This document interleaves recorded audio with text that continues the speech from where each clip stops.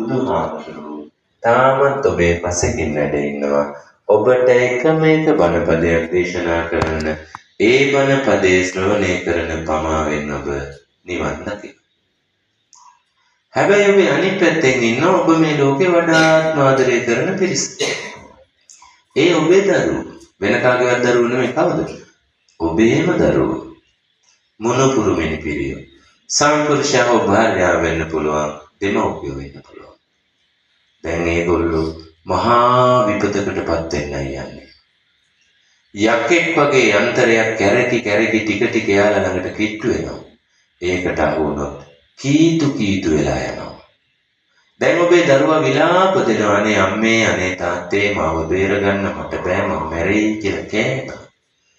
ඔය මොනපුරා මිනිපිරිය කෑ අනේ කිරි අම්මේ කිරි ඇත්තේ අනේ සීයේ ආච්චි මම මැරෙයි මට රිදෙයි මාව බේරගන්න කියලා අඬනවා.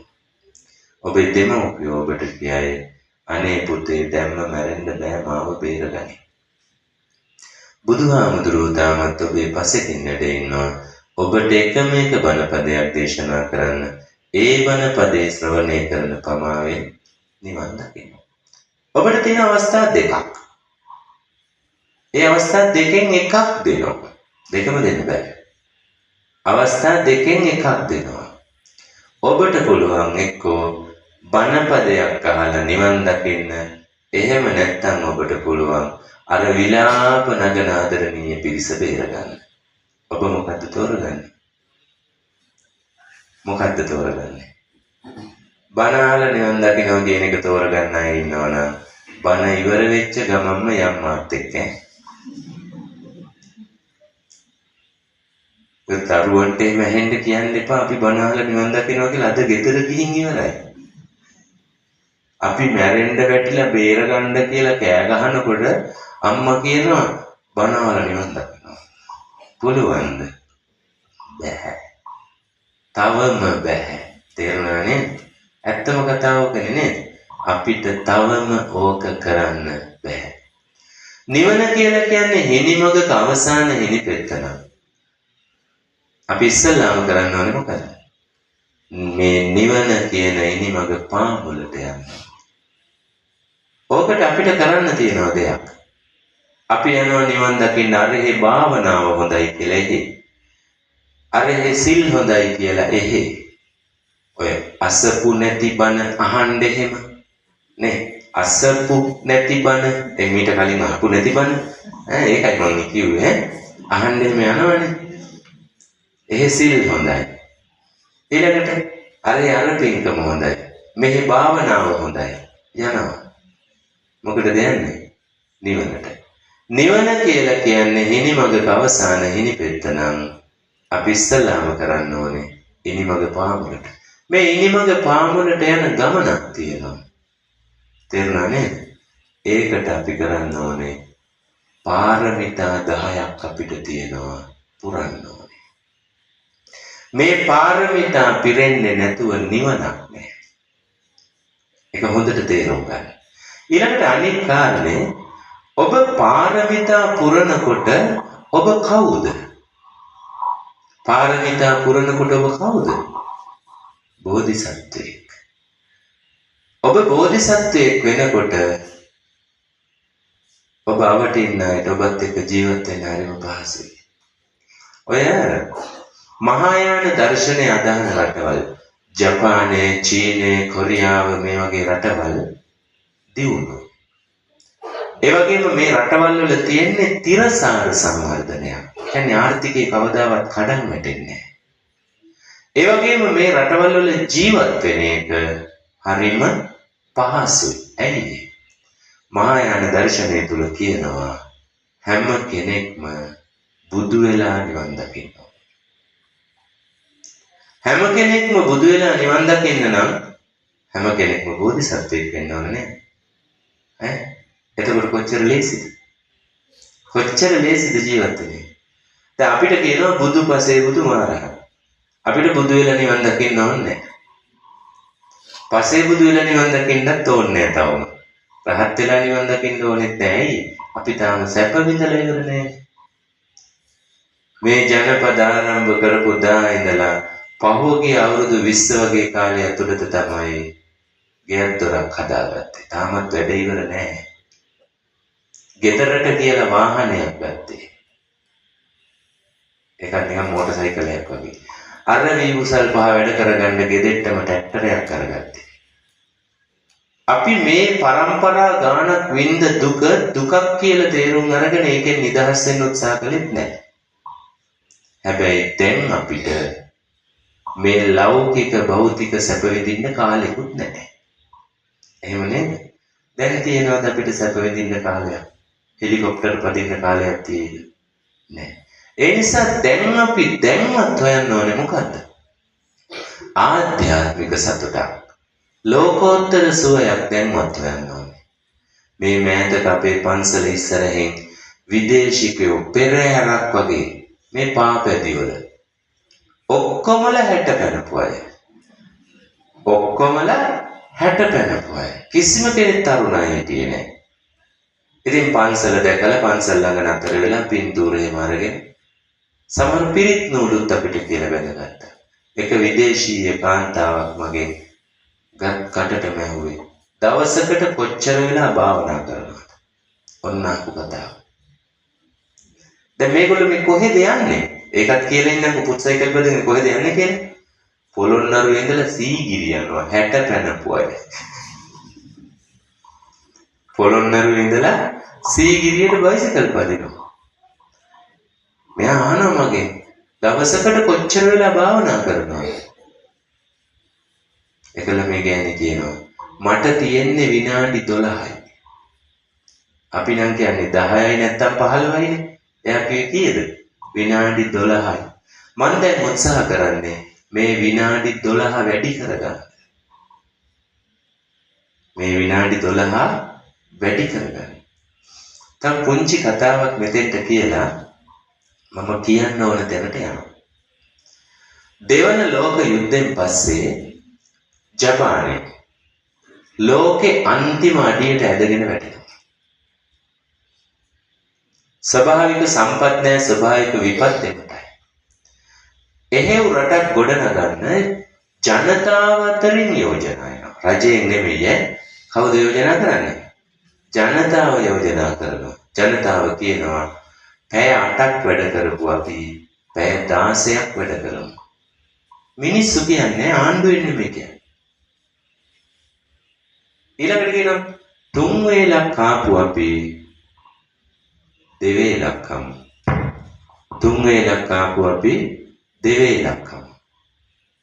ඒ අතරට එනවා හොඳ යෝජනාවක්. ඒ තමයි එකවරකට එක වැඩක් හරියට කරමු.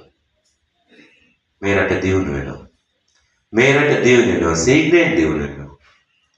මේ රටේ තියෙන අපි කවුරුත් දන්න බොහොම සුප්‍රසිද්ධ වාහන නිෂ්පාදනය කරන ආයතනයක්.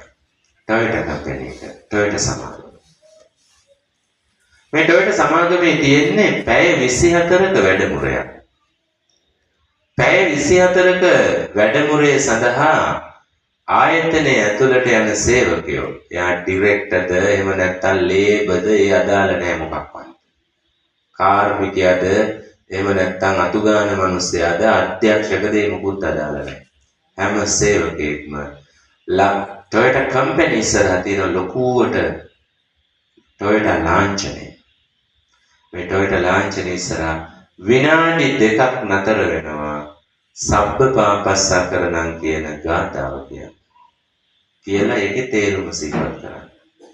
වැඩ ඇරිලා එන සේවකයාත් ඒ සමාගම ඉස්සරහ තියෙන ටොයෝටා ලාංඡනයේ ළඟ නතර වෙලා විනාඩි 2ක වගේ කාලයක්. මොකද විනාඩි 2ක් කියන්නේ ජපානයේ වගේ රටක අගමැති යස් වෙන කතන්දරයක්. කෝච්චිය විනාඩි 2ක් පාරක් වුණොත් ප්‍රවාහන ඇමතිට අස් වෙන්න තියන්නේ අගමැති අස් වෙනවා. මට මේක කරන්න බෑ. සමා වෙන්න.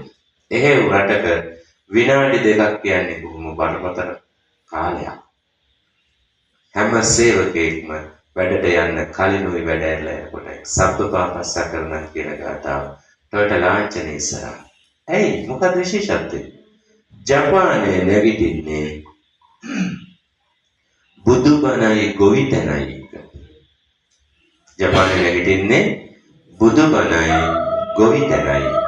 ඒ නිසා විවිධය විවිධ විදිහට අර්ථකථනය කළාට ටොයෝටා ලාංඡනයේ තියෙන්නේ මොකද්ද දන්නවද? පාත්‍රයකට වී ඇටයක් වැටෙනවා. එහෙමයි කියලා ඒගොල්ලෝ සැලකුවේ. පාත්‍රයකට වී ඇටයක් වැටෙනවා. බුදුබණයි ගොවිතැනයි එක නැගිටින්නේ. අපි කට ඇරන් බලන් ඉන්නවා IMF එකෙන් ඊළඟ වාරිකේ දෙනකම් රතිඤ්ඤ දාන්න. පළවෙනි වාරිකේ දුන්නා කියලා දැම්මද? දැන් ඒක කරන්න හම්බෙන්නේ නැහැ රතිඤ්ඤයක් 15. අරහෙන් අපිට ණයක් දුන්නා කියලා රුපියල් 15ක් එකකට වේදම් කරලා රතිඤ්ඤ දානවා. නැගිටේ බුදුබණයි ගොවිතැන. අපිට ඇත්තටම මම දැන් කිව්වේ මුලින් සැප විඳින්න කාලයක් නැහැ. දැන් අපි හොයන්න ඕනේ මොකක්ද? ආධ්‍යාත්මික සතුටක් සොය. ඒ වෙනුවෙන් තමන්ගේ ජීවිතේ බෝධිසත්වයෙක්ගේ තත්ත්වයට එන්න නම් මේ පාරමිතා 10. අපි බලමු. පළවෙනි පාරමිතාව දානය. දානය කියපුවම මාසෙකට සැරයක් පන්සලට දෙන දාන ටික විතරක් නෙමෙයි. දානයේ කොටස් 3යි. පළවෙනි එක ධර්ම දානය. ධර්ම දානය මෙහෙම දෙයක් තියෙනවා. දන්නේ නැත්තම් දන් දෙන්න එපා. දන්න බණයි නොදන්න බණයි අඳුර ගන්න හරි ලේසි. ඇයි? එක අකුරයි තියෙන්නේ. අගට ලුයන්නක් එකතු වෙනවා නම් ඒ නොදන්න බණ. ඒ මොහොත නෑලු නේද? ඔය කතන්දර තියෙනවා. අපි කියනවද සත්තු මරන්න එපා පව් සිද්ධ වෙනවලු කියනවද? නෑ. සත්තු මරන්න එපා පව් සිද්ධ වෙනවා.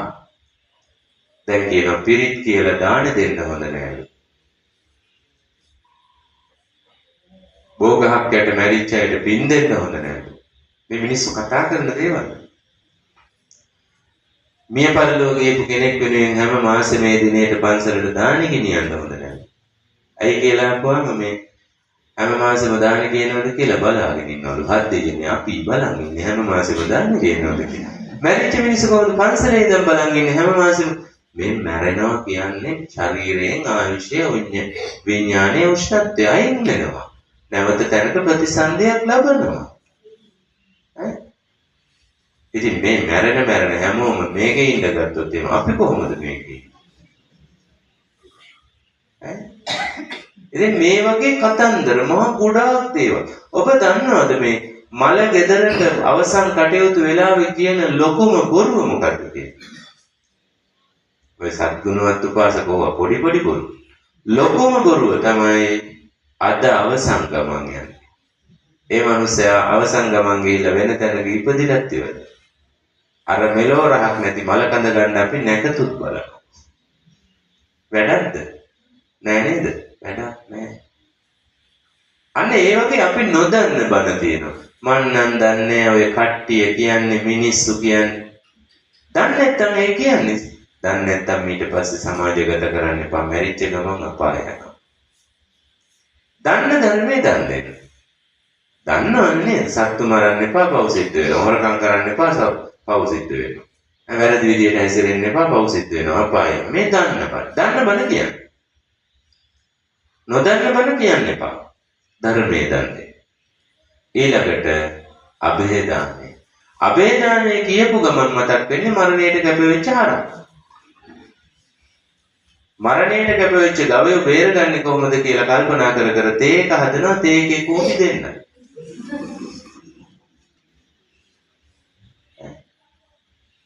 ඇඟට වතුර ටික දාගන්න කලින් ලිපට දර කෑල්ල ඔබන්න කලින් පොඩ්ඩක් සැලකිලිමත් වෙන ජීවිත කීපයක් බේරගන්න පුළුවන්. ඒ විතරක් නෙමෙයි අභය කියන්නේ මොකද්ද? තමන් ළඟ තව කෙනෙකුට බය නැතුව ඉන්න පුළුවන්කම ඇති කරගන්න. තමන් ළඟ තව කෙනෙකුට බය නැතුව ඉන්න පුළුවන් වෙනවා. අපි අර පූස් පැටියෙක් එහෙම ගන්නකොට චූටිම කාලේ මේක කොච්චර ගැහෙනවද නේද? මරයි කියලා. එහෙම නේද? චූටි බලු පැටියෙක් පූස් පැටියෙක් අපි ගන්නකොට කොච්චරනම් ගැහෙනවද? ඇයි? අපි මරයි කියලානේ. ටික කාලයක් යනකොට තමයි අපි අතර විශ්වාසයක් ඇති වෙන්නේ නේ. බටහිරක කියමනක් තියෙනවා මේ ලෝකේ පවතින්නේ කාරණා දෙකක් මත. මේ ලෝකේ පවතින්නේ ආදරයයි විශ්වාසයයි. ඔච්චරනේ බලාපොරොත්තු වෙන්නේ. ඔච්චරයි නේද බලාපොරොත්තු වෙන්නේ. ඔයිට දෙයක් ඕනේ නැහැ. මොකද්ද? ආදරයයි විශ්වාසයයි. දෙකෙන් එකක් හරි පළු දුනොත් මොකද වෙන්නේ? ඉවරයිනේ. ඒ නිසා ඔය දෙක ඇති කරගන්න. එතකොට තමන් ළඟ තව කෙනෙකුට ඉන්න පුළුවන්. දැන් අපි ළඟ කවුරුත් ඉන්න කැමති නැත්තේ. විශ්වාසයක් නැහැ. ආදරයක් කියලා එකක් පේන්නත් නැහැ. අභය බය නැතුව ඉන්න පුළුවන්. තමන් ළඟ තියෙනවා නම් දුර්වලතා සකස් කරගන්න. මේ මනුස්ස භවයක් තියෙන්නේ මොකද අපිට? වැරදි හදාගන්න. සත්තු වැරදි හදාගන්න. සත්තුන්ගේ අපේ වෙනස ගින්දර පාවිච්චි කරලා උයන් කන්න නැති එකවත් රෙදි අඳින්න නැති එකවත් එහෙම නැත්නම් ලේසියට උපකරණ මෙවලම් නිෂ්පාදනය කරගන්න නැති එකවත් ඔය ටික විතරක් නෙමෙයි. සත්තු වැරදි හදාගන්නේ. ඒ වගේම සත්තු හිතලා පින් කරන්නේ. අපිට පුළුවන්කම තියෙනවා වැරදි හදාගන්නයි හිතලා පින් කරන්න. අපි ඊළඟ දාණය තමයි මොකද්ද? ආමිස දාණය. මේ ආමිස දාණය කියන එක දෙනකොට හොඳට හිතලා බලලා දෙන්න. කන්න දෙනවා නම් කන්න පුළුවන් විදිහට දෙන්න. දැන් පිණ්ඩපාතේ කියනවා නේද? පිණ්ඩපාතේ කියලා කියන්නේ මොකද්ද? පිඬු සිඟා. සිඟා කියන්නේ ඉතින් හිඟා වෙන මොකක්ද නෙමෙයි. නේද? පිඬු සිඟා. මේක එක්තරා හැබැයි බුදුහාමුදුරුවෝ මේකට කොච්චර ගෞරවයක් දුන්නද? කොච්චර ගෞරවයක් දුන්නද කියනවනම් බුදුහාමුදුරුවෝ කියනවා භික්ෂුන් වහන්සේලාට ගෙදරකට පිණ්ඩපාතේ වඩිනකොට ඉඳගෙන ඉන්න පුටු වලින් නැගිටින්න නැත්තම් ආය යන්න එපා. ගෙදර රසවත් දේවල් පිළියෙල කරනවා කියලා දැනෙනවා. සුවඳ එනවා, සද්ද එනවා. හැබැයි කන්න බැරි කටුක දෙයක් දෙනවා නම් ආය යන්න එපා. ගෙදර මහා ගොඩක් තියෙන බව තේරෙනවා. දෙන්නේ චූට්ටයි නම් ආය යන්න එපා. ඊළඟට තමන්ගේ අතින්ම ගෙනල්ලා දෙන්න නැතුව කාට හරි කියන ඔන්නෝක ගිහින් තියන් කියලා ආය යන්න එපා. ඇයි? ගෞරවයක් තියෙනවා මේකට. පිණ්ඩපාතයට ගෞරවයක් තියෙනවා. අපි යමක් දෙනකොට හොඳට හිතලා බලලා කල්පනා කරලා දෙන්න. පිනට කරන දේ හරියට කරන්න. අපි පුරුදු වෙලා ඉන්නේ පිනට කරන දේ භාගයට කරන්න. තැලිච්ච පොඩි වෙච්ච ඉරිච්ච සල්ලි කාටද දෙන්නේ? එක්ක බණ පිළිකරට, එහෙම නැත්නම් පන්සලේ පින් කැටේට, එහෙම නැත්නම් හිඟන්නට. හිඟන්නන්ට තැලිච්ච පොඩි වෙච්ච ඉරිච්ච සල්ලි දීලා මැරිච්ච දෙමව්පියොත් සිහිපත් කරනවා නිවන් දකින්න. ගේට්ටුවෙන් එළියට ගිහලා හිඟන්නත් මැරිච්ච දෙමව්පියෝ සිහිපත් කරනවා සල්ලි දිහා බලලා දැන් ඵලයන් කොමේ වරක් බෑන් මාරු කරගන්න. අවුරුදු 5කට විතර කලින් රත්නපුරේ ගම් වතුර ගලපු වෙලාවේ ගම් වතුර ආධාර එකතු කරන්න ගියපුවාම හොඳ වැදගත් පහේ මහත්තයෙක් දීලා තිබ්බා බෙල්ලේ ගැට ගහන ටයි දෙකක්. ගම් වතුරෙන් අනාථ වෙලා, ගෙවල් දොරවල් යට වෙලා, ළමයින්ගේ පොත්පත් ගහගෙන ගිහිල්ලා දැන් ආපහු කොහොමද යථා තත්ත්වයටපත් වෙන්නේ කියලා කල්පනා කරන මිනිස්සුන්ට ටයි දෙකක්. වැඩක්ද? ඒ දානේ වැඩක්ද? ඒ දීමනාව වැඩක්ද? නෑ. දානය කියන එක නිසි විදිහට පුරන්න. ධර්ම දානය, අභිධි දානය, ආමිස දානය. ඊළඟට එනවා සීලය. සීලය කියලා කියපුවාම මේ පොයේ දවසට ඇවිල්ලා සිල් ගන්න එක කරන්නේ. සීලය කියන්නේ හීලෑකම. සිතයි, කයයි, වචනයයි කියන මේ තුන්දර සංවර කරගන්න. හිත හීලෑ නෑනේ. හරිම මුරණ්ඩුයි. හිතෙන තැන යනවා, හිතෙන නවතිනවා. එහෙව් හිත හීලෑ කරගන්න.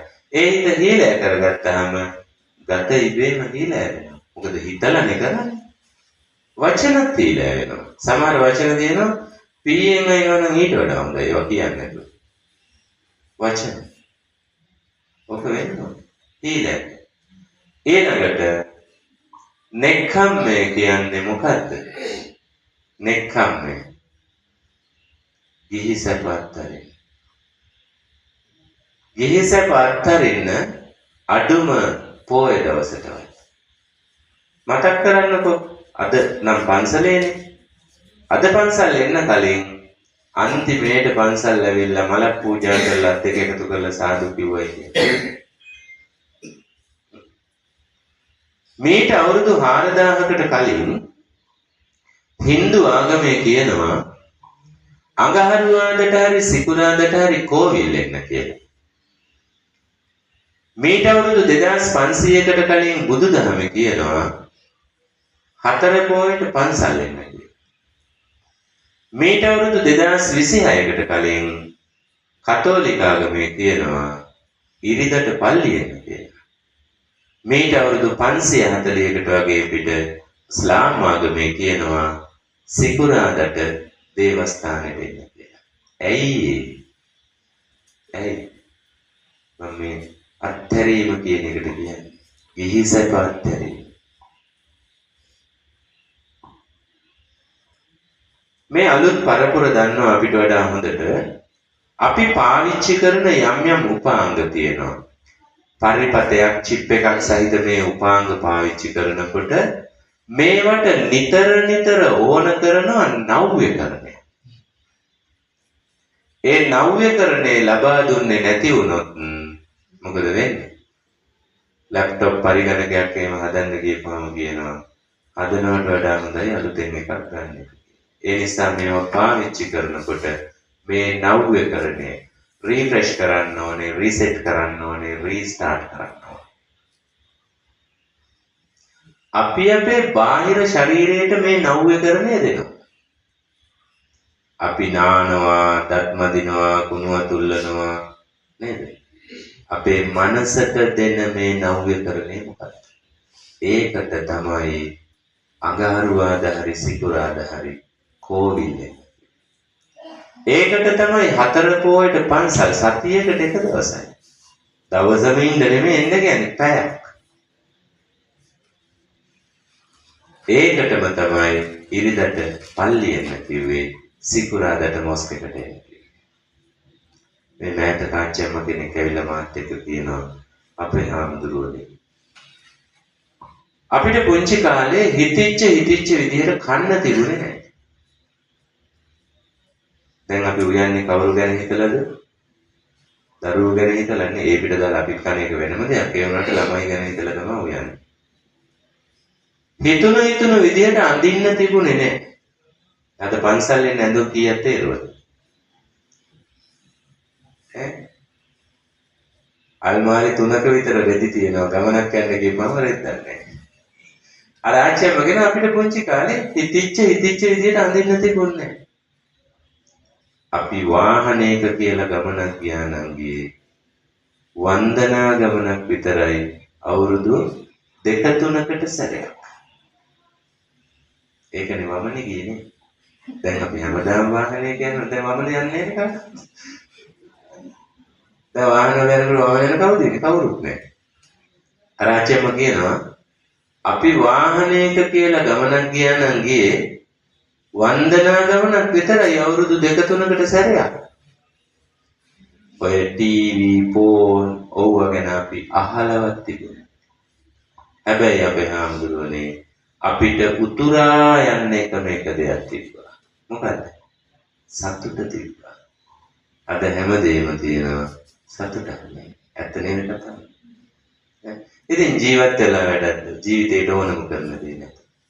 කතා කරොත් කේන්තිය නැහැ. ආතතිය කියයි, විෂාදය කියයි, හයිපර් ඇක්ටිව් කියයි. තව මෙකී නොකි මානසික රෝග අමතක වෙනවා.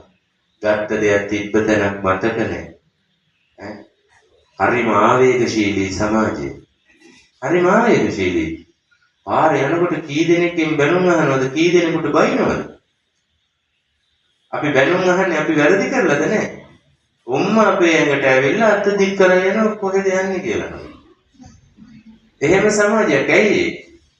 රීෆ්‍රෙෂ්මන්ට් එක නැහැ. නව්‍යකරණේ නැහැ මනසට. සතියකට පැයක් එන්න පන්සල්. සතියකට පැයක් එන පන්සලට එනකොට ඒ පැයට ෆෝන් එක තහනම්. නැත්තම් වැඩන්නේ නීතිය වගේම නිතර මාරු වෙනවා විතරයි. බොමලුව පොඩ්ඩක් අමදින්න, මල් ආසනයක් පිරිසිදු කරන්න. ඕගහයට පොඩ්ඩක් වාඩි වෙලා ඉන්න. එතකොට ජීවිතේට ඕනම කරන දේ ලැබෙනවා. මොකක්ද? සතුට. දඩ ගහනවට බයයි හරි තමන්ගේ ආගමික මධ්‍යස්ථානයේ සතියකට සැරයක් යන මිනිස්සු අපිට වඩා සතුටින් ඉන්නවනේ. මේකයි. අත්තරින්. ඊළඟට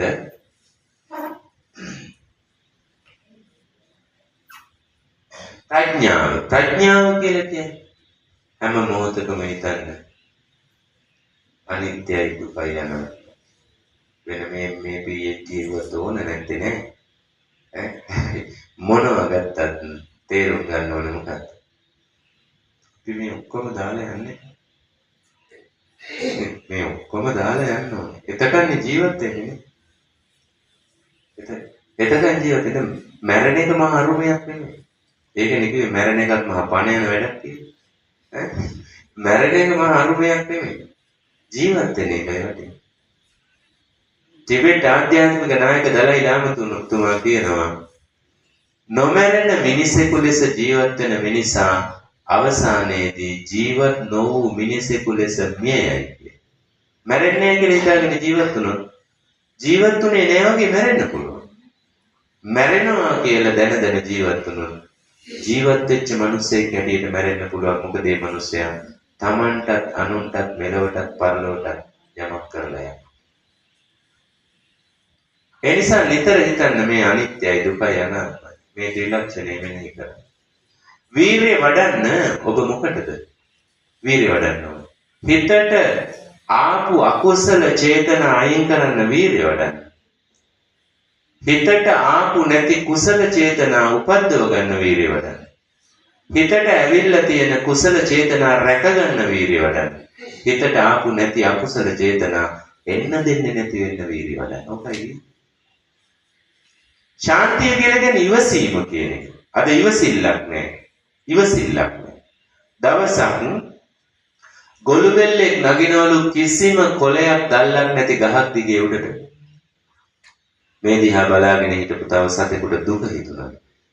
මේ සතා කිව්වලු යාළුවේ ඔය ගහේ නගින්න එපා. ඇයි? ඕකේ ගියාට කණ්ඩ දෙයක් නැහැ. ඕකේ දළු කොළ මුකුත් නැහැ කියලා. ගොළු බෙල්ල කිව්වලු මං උඩහට යනකොට දළු දාලා තියෙයි කිව්වා. මං උඩට යනකොට දළු දාලා තියෙයි. හිමීට යන්නේ ගමන. කායික මානසික වද වේදනා ඉවසන්න ඕනේ. දැන් අද මම මේ ධර්ම දේශනාවට එන්න කලින් පැය දෙකක් විතර කාන්තාවකගේ හිත හැදුවා. අකාලේ ස්වාමි පුරුෂයා මේ බන්දෝ ගිහිල්ලා දරුවත් එක්ක ඇවිල්ලා මම ළඟ ඉඳන් අර 3 මාසයකට කලින් මිය ගිහිල්ලා තාම නෑ හිත හදාගන්න. ඉතින් හිත හදාගන්න බැහැ නේද? හිත හදාගන්න ඕනේ. මේ යථාර්ථයේ මුහුණ දෙන්න ඕනේ. ඒක අපිට ඉවසන්න බැරි නම් කොච්චර දුර්වලද? සතියක් දෙකක් නම් ඔය ඇඬුවට කමක් නැහැ. ඊට පස්සේ යථාර්ථයටපත් වෙන්න බැහැ. යථා තත්ත්වයට යථාර්ථය අවබෝධ කරගෙන යථා තත්ත්වයටපත් වෙනවා. ඉවසන්න. ඊළඟට අධිෂ්ඨානයක් අපිට තියෙනවා. මෛත්‍රිය කියන එක තියෙනවා. මේ ලෝකෙට ඕන කරනවා මම ඉස්සල්ලාම ආදරය කියන එක ඕන කරන කාලේ. මෛත්‍රිය. ඊළඟට ඇත්ත කියන්න. ඊළඟට උපේක්ෂාව දුක සැප සමව විඳ දරා ගන්න පුරුදු වෙන්න. එතකොට ඔබ කවුද? එතකොට ඔබ බෝධිසත්වයෙක්. අපි හැමෝම බෝසත්තුරු වෙච්ච සමාජයක ජීවිතේ හරිම පහසුයි. හැබැයි කවදාවත් අල්ලපු ගෙදර මිනිස්සයා බෝධිසත්වයෙක් වෙනකන් ඉන්න එපා. මටත් බෝධිසත්වයෙක් වෙන්න. කවුද අපි වෙන්න ඕනේ? අද අපිට නැත්තේ කවුද? අද නැත්තේ හරි දෙයක් කරන හොඳ දෙයක් කරන ඉස්සරහින් යන කෙනෙක් නෑ. අපි තාම කවුද? අපි තාම පිටිපස්සෙන් යන්නේ. කාලි පිටිපස්සෙන්. වැරදි දෙයක් කරමින් නරක දෙයක් කරමින් අපිට ඉස්සරහින් යන මිනිස්සුන්ගේ පිටිපස්සෙන් අපි. මේ පස්සෙන් ගියා ඇතිද? දන්නව වැරදි කියලා.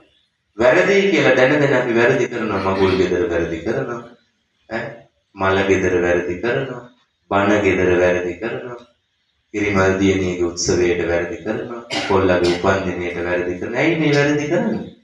ඇයි කරන්නේ? හැමෝම කරන හින්දා. දැන් අපිට මේ හැමෝම කරපුවා ඇති දැන් ඇති. හොඳටම ඇති හැමෝම කරපුවා. ඒ නිසා අපි දැන් කරන්න ඕනේ මොකද? දැන් හරි දේ කරන හොඳ දේ කරන ඉස්සරහින් යනගෙන මම වෙන්න ඕනේ. පළවෙනි කුණොත් එහෙම වැරදි කරන මොකද වෙන්නේ? ඒ පිටිපස්සෙන් තව කෙනෙක් එනවා. මේ මරණාධාර සමිතිය ගබඩාව කොහෙද තියෙන්නේ? කොහෙද තියෙන්නේ? පන්සලේද ළඟද? බණ පොඩ්ඩක් නවත්තලා යන්න. අදින් බණ කියන එක නවත්තනවා. මෙන්න මේක මං කියන විදිහට තිබුණා. විට තට්ටුවක් තියෙනවනේ. විට තට්ටුවක් තියෙනවනේ. තියෙනව නේද? යන්න පොඩ්ඩක් බලන්න. ගෙනාපු දවසේ වගේ අද වෙනකන් තිබ්බොත් මං බණ කියන එක අදින් නතර කරනවා. ගෙනාපු දවසේ තින්ත එහෙම ගහලා අපි ලස්සනට තිබ්බා. හැබැයි දැන් විවස්ථාවේ විතරයි නැත්තේ. විටේ කාලයකින් ඉතුරු වෙන උණු ටික ඕකේ මුලහන් කියලා. යන්න බලන්න. ඇයි එමුනේ? පළවෙනි කිටියා. පළවෙනි ඒ වැඩේ කරේ නැත්නම් අදටත් උතෙක් දෙවෙනියෙක් නෑ. එහෙම නේද? පළවෙනි කිටියා. ඒ සක්කවතාවත් වැරදි දෙයක් කරන නරක දෙයක් කරන පළවෙනියා වෙන්න එපා. දැන් අපිට ඕනේ කවුද? හරි දෙයක් කරන හොඳ දෙයක් කරන පළවෙනි. රටේම මිනිස්සු බෝධිසත්වය වෙනකන් ඉන්න එපා. තමන් බෝධිසත්වයෙක් වෙන්න.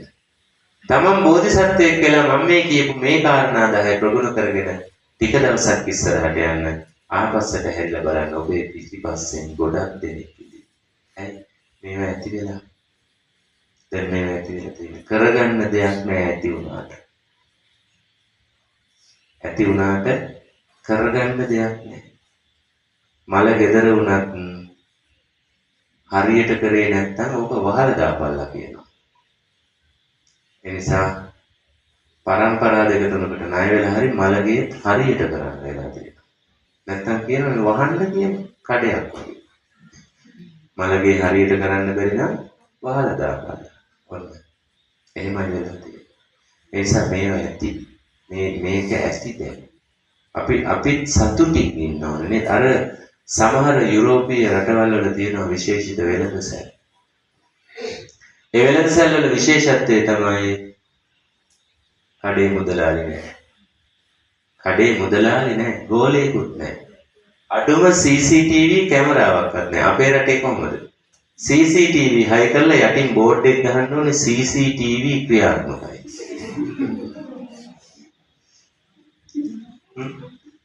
CCTV කියලා කියන්නේ හොරෙන් හයි කරන එක. අපි ඒක හොරෙන් හයි කරලා ඉස්සරහින් බෝඩ් එක ගහනවා. අපි මොන જાතියද? අර යුරෝපීය රටවල් වල ඒ තියෙන වෙළඳසැල් වල මොනවත් නැහැ, බඩු ටික තියෙනවා, මිල ගණන් සඳහන් කරලා තියෙනවා. කඩේ පැත්තක සල්ලි පෙට්ටියක් තියෙනවා. අපි කඩේට යනවා, බඩු ටික තෝර ගන්නවා, ගණන් හදලා බලනවා කීයද? අදාළ මුදල සල්ලි පෙට්ටියට දානවා. ඉතිරි සල්ලි ඒ පෙට්ටියෙම අරගෙන බඩු ටිකක් තරම් ගෙදර එනවා. මේ 2026 අපි එහෙම කඩයක් දැම්මොත් විනාඩි 10ක්වත් යන්නේ නැහැ. කඩේට ගියා බඩු ටික ගත්තා, සල්ලි පෙට්ටියක් ගත්තා ගෙදර ගියා. hina වෙන්න එපා, දුක් වෙන්න. ඇයි? එක බණ පදයක් අහන්න නැති මිනිස්සු ඒ වගේ වෙළඳසැලක් පවත්වාගෙන ගිහිල්ලා ලෝකයාට කියනවා අපි සම්වර්ධිතයි. අපි සම්වර්ධිතයි. අවුරුදු 2500 තිස්සේ 84000ක් බණ අහන අපි හිතන්නවත් බෑ. ලැජ්ජයි නේද එතකොට? එතකොට මොකටද මෙහෙම බණ කියන්නේ? එතකොට හිතන්න මෙහෙමවත් බණ නොකියුවනම් කොහොම වෙන්නේ? ඒ නිසා දැන් අපිට ඕන කරන්නේ මේ ධර්මය. ධර්මය ඕන. ජීවත් වෙනකොට මේ කාරණා තුනට හිසනමයි. පළවෙනි එක නීතිය. නීතියෙන් අපිට කියනවා හරි වැරදි කියලා දෙයක් නැහැ. එහෙම නේද? තාමත් බහුතරයක් හෙල්මට් දාන්නේ ඔළුව බේරගන්න නෙමෙයි, සාක්කුව බේරගන්න. ඔළුව බේරගන්නයි හෙල්මට් දාන්න ඕනේ. සාක්කුව බේරගන්න නෙමෙයි. ජංගම දුරකථනයෙන් කතා කර වාහනේ පදවන ගමන් මොකද කියන්නේ? ඉස්සරහ පොලිසියෙන් ඉන්නවා එහෙනම් මං තියන්නම්. ඉස්සරහ පොලිසියෙන් නැහැ. පොලිසියෙන් නෑ. ඒ වුණාට මොකද්ද කියන්නේ? පොලිසියෙන් ඉන්නවා මං තියන්නම්. එතකොට පොලිසියට බයයි. ඇයි කියන්නේ බරි මං වාහනේ පදවනවා පස්සේ ගන්නම්. මගෙන් අනතුරක් වෙයි නැත්තම් මට අනතුරක් වෙයි. නීතියට නීතිගරුක වෙන්න. මිනිස්සෙක් වෙච්චම කවුද වෙන්න ඕනේ? දැන්වත් මේව ප්‍රගුණ කරන්න. මං දවසක් මේ මෑතක ගිය සතියේ කොහෙද යන්නේ යනවා කුරුණෑගල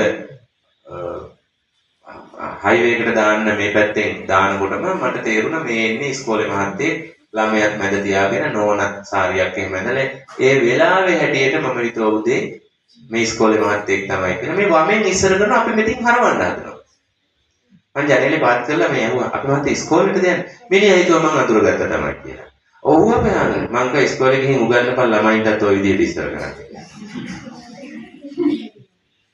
තමන්ගේ ළමයාත් දාගෙන ගුරුවරයෙක් මේ ඉන්නේ මට උගන්වපු ගුරුවරයා කොතුවක්කාර මහත්තයා මම අද පුදුම සතුටක් අද මගේ අම්මත් එක්ක එක විදුහලේ සේවය කරේ අවුරුදු ගාණක් ඇහුවා සර් කෝ කියලා අද හම්බුණා ඒ ගුරුවරු අපිට ඉගෙනන්නේ ඒ ගුරුවරු අපිට උගන්වපු නිසා අපි මේ අද මෙහෙම ඉන්නවා අපිට මේ කළු ලෑල්ල පාවිච්චි කරේ නෑ සර් වැඩිපුර. උණු කූර පාවිච්චි කරේ නෑ. වේවැලක් අතේ තිබ්බෙම නෑ තිබ්බේ බුලත් පිටේ විතරයි. අපිට කියලා දුන්නේ කතන්දර. ඒ කතන්දර අද අපි අපේ ළමයින්ට කියනවා. මම ඉස්කෝලේට යනකොට ස්ටෝරි ටයිම් කියලා ළමයි කෑ ගහන්නේ. කතන්දර. කතන්දර. අපි උගන්වන්නේ කතන්දර වලින්. එනිසා තමන් මෙහෙම දෙයක් හිතන්න ඕනේ. මේ ටික මිනිස්සු තාම හිතන්නේ නැහැ. මොකද්ද? කඩේකදී අපි ඔක්කොමලා පාරිභෝගිකයෝ. පාරේදී අපි ඔක්කොමලා මගියෝ නැත්තම් රියදුරු. එහෙමද? රෝහලකදී අපි ඔක්කොමලා රෝගියෝ. මොචරීදී මලකඩක්. අපි රෝහලකට ගිහිල්ලා මං පොලිසියේ මං අහවල් ඉස්කෝලේ ඒක හරියන්නේ. මහපාරේදී මං අහවලා ඒක හරියන්නේ. අද මේ පාරට වාහනේ දාන්නේ ගමේ එකකට. උන් දන්නේ ගමේ නැත්නම් තැප්පුණාම මැරෙනවා කියලා.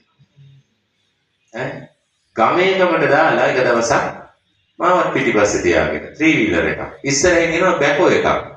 හැප්පුණා නම් මංග හැප්පුණා නම් බලාගනි ගෙදර එවු මල කඳ කියලා.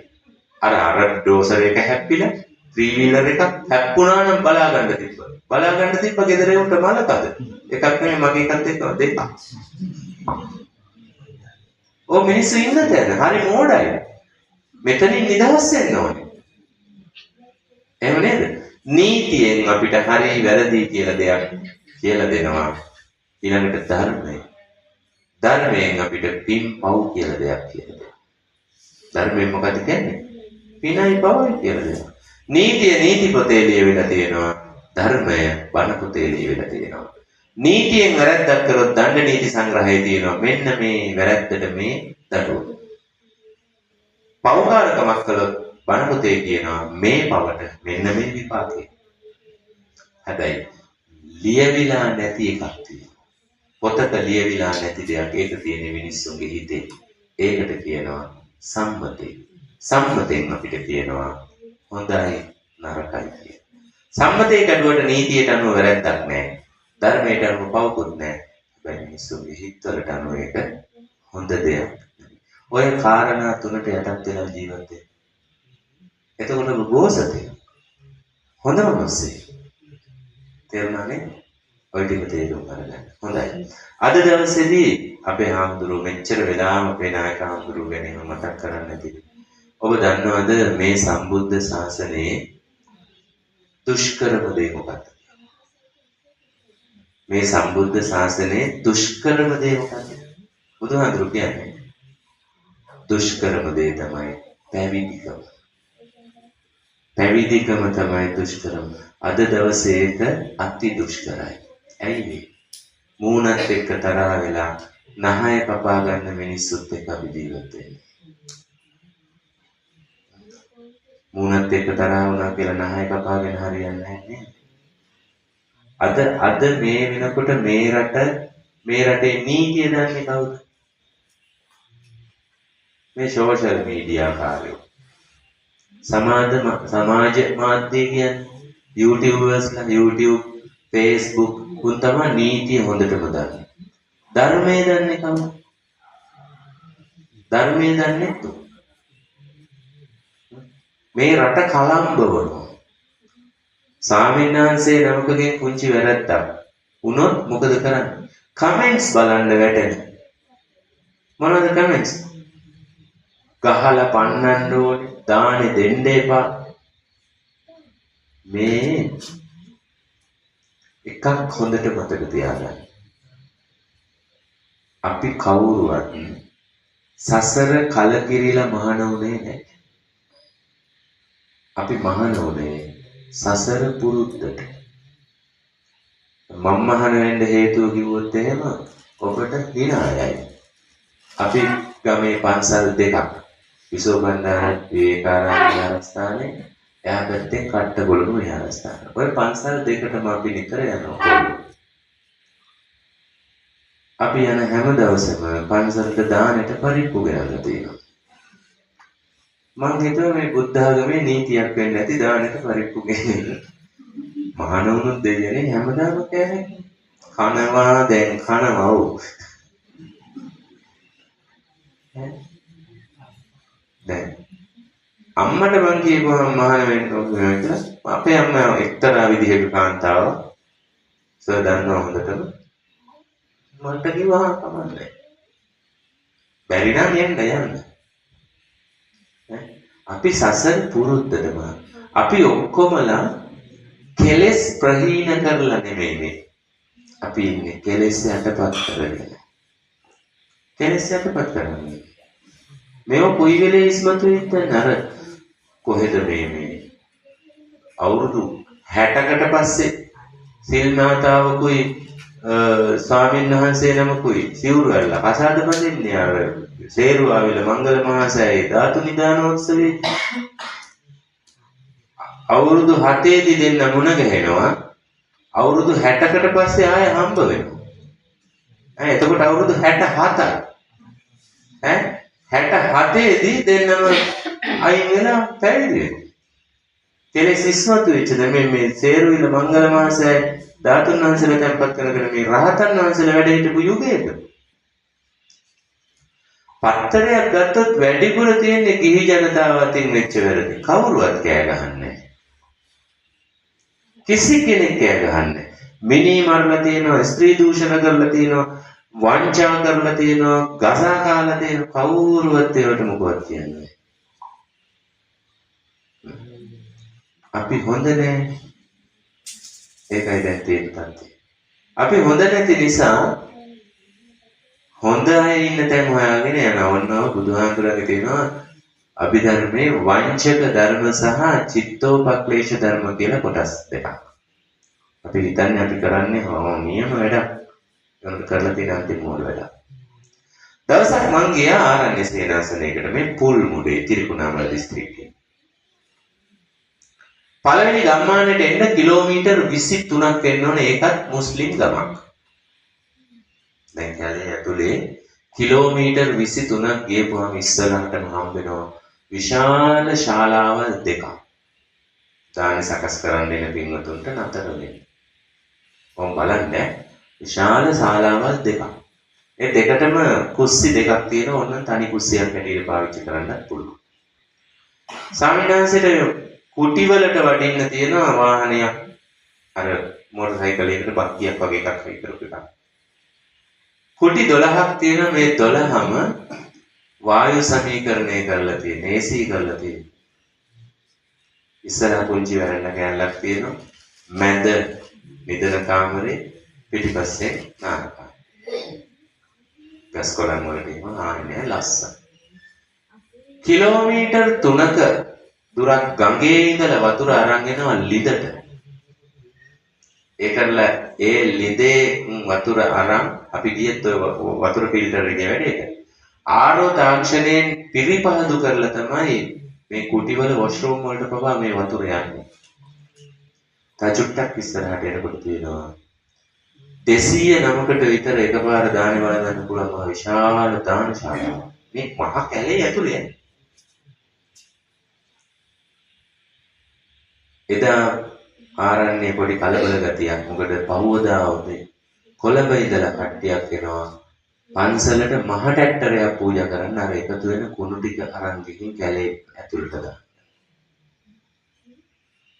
මේ පන්සලේ මේ ආරණ්‍යයේ ස්වාමීන් වහන්සේ මට කිව්වා මෙහෙම කතාවක්. ඕන් අහගන්න. ඔබ වහන්සේලා අඟුලිමාල පිරිත කියන තැන ඉඳලා අනිච්චාවත සංඛාරා කියන ගාථාව කියනකම් මිනිසුත් එක්ක ඉන්නවා. එහෙම නේද? අඟුලිමාල පිරිත කියන තැන ඉඳලා අනිච්චාවත සංඛාරා කියන ගාථාව කියනකම් මිනිසුත් එක්ක ඉන්නවා. හැබැයි ඔබ වහන්සේලාගේ පන්සලක් හදාගන්න ගියපුවාම අහන බැනු ඕන් සැප විඳින්න කියයි අරවා කියයි මෙව්වා කියයි අහන බැනුම් කන්දරා. අපි මිනිස්සු ඉස්සරහා කරන්නේ එක මේක දෙයයි.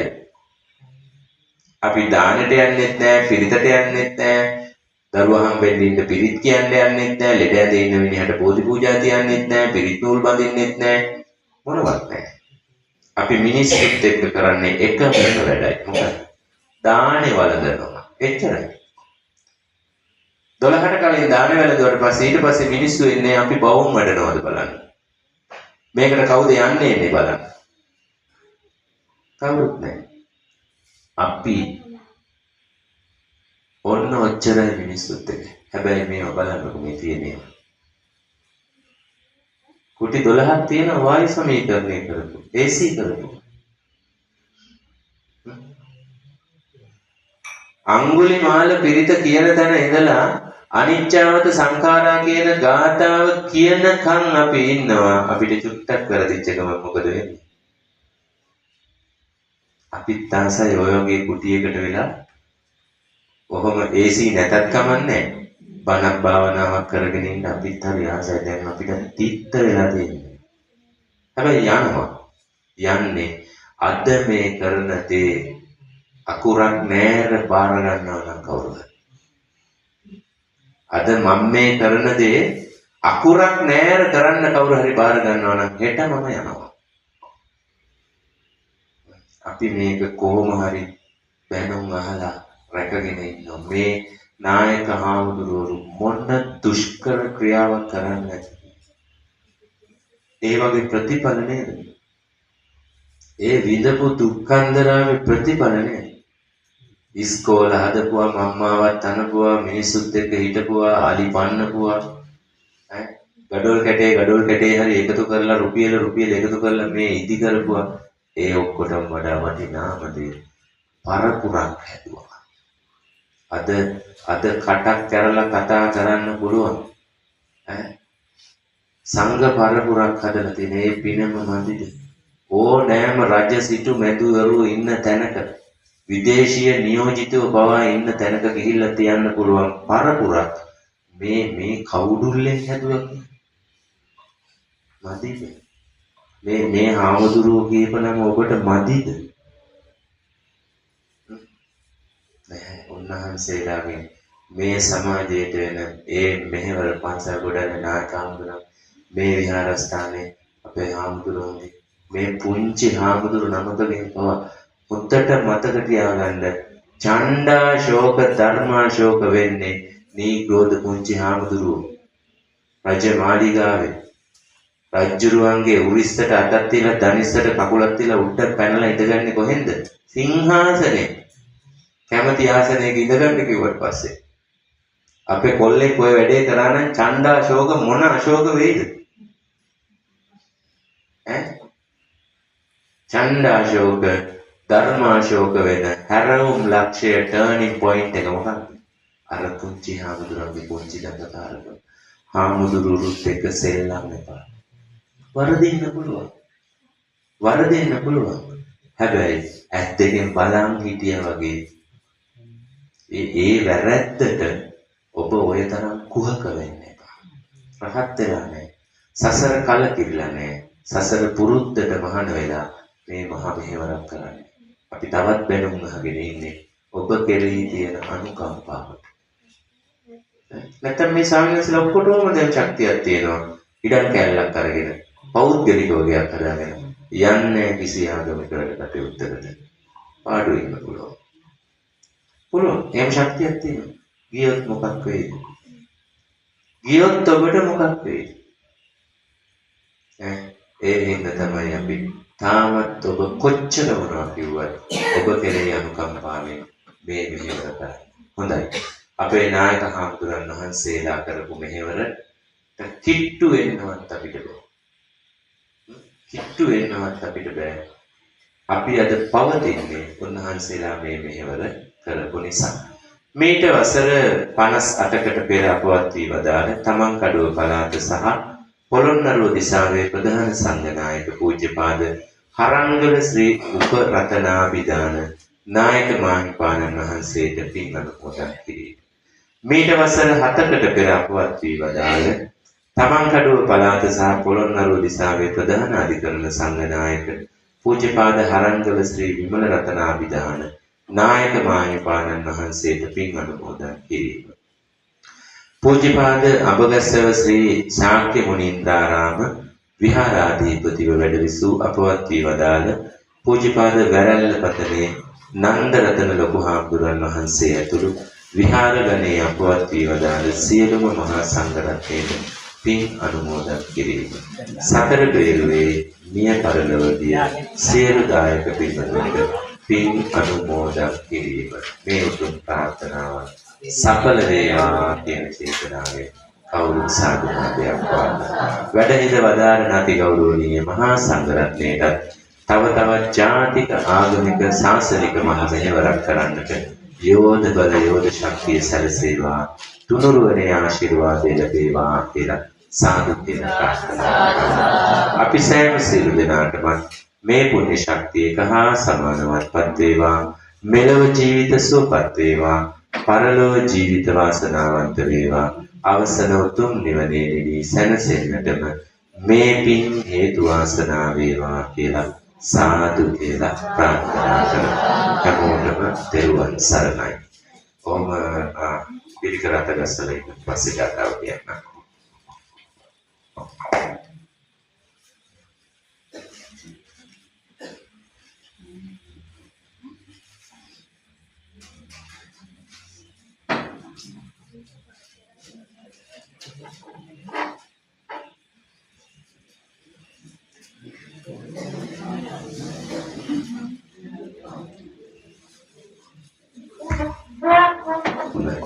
साधु කියන්නකො එහෙනම්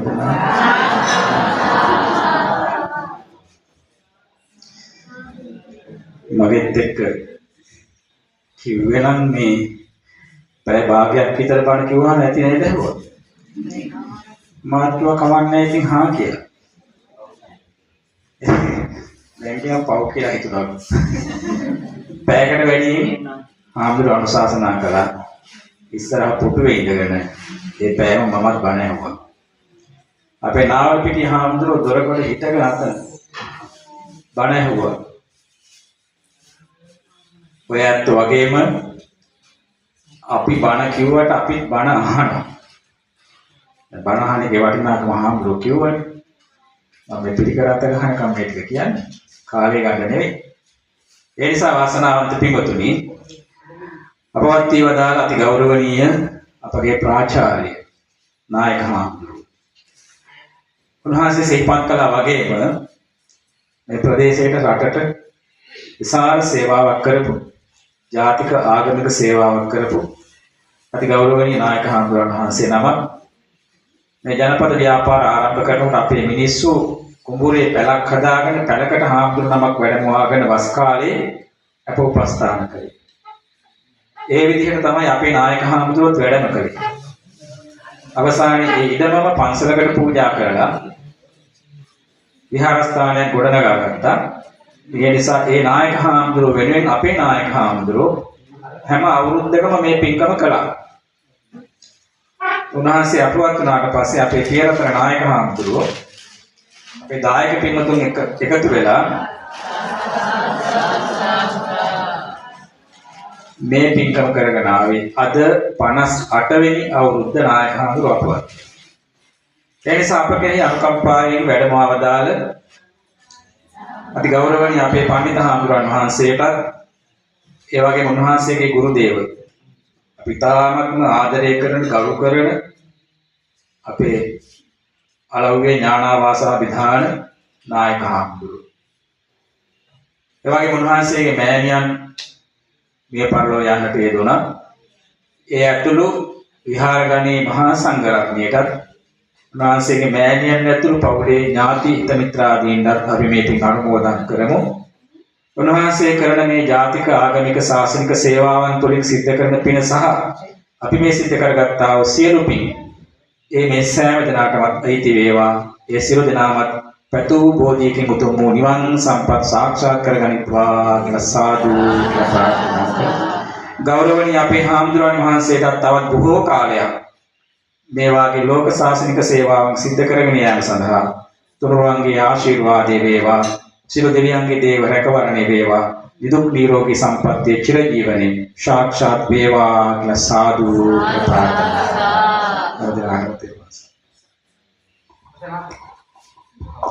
මම පුළුවන් ඇටියට වන්දනා කරගන්නවා. අභිවාදන සීලිස්ස නිච්ඡං වද්දා ප්‍රචායිනෝ චත්තාරෝ ධම්මා වඩ්ඩಂತಿ ආයවන්නෝ සුඛං බලං ආයුරාෝග්‍ය සම්පatti සග්ග සම්පatti මේවච අතෝ නිබ්බාන සම්පatti විනාතේ සමිච්ඡතු. නමෝ තෙරුවන් සරණයි.